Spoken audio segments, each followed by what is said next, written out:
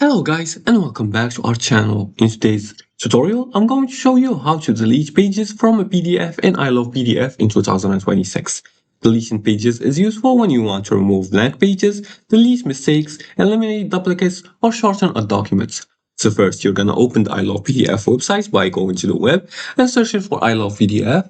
Once you click on this website, you're going to be directed to this homepage right here, where you're going to see a lot of tools for modifying PDFs. You're going to scroll until you find the organized PDF.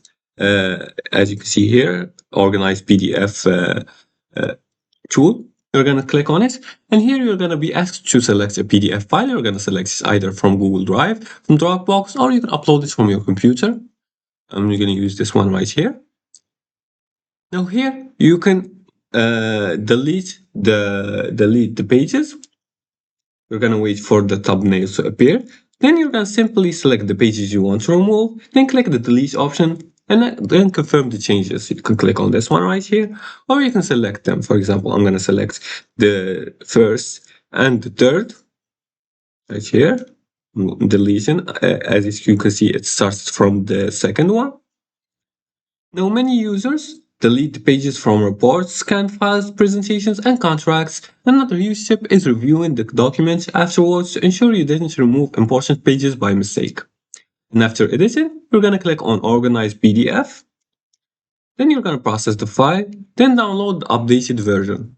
You're going to wait for it to upload right here.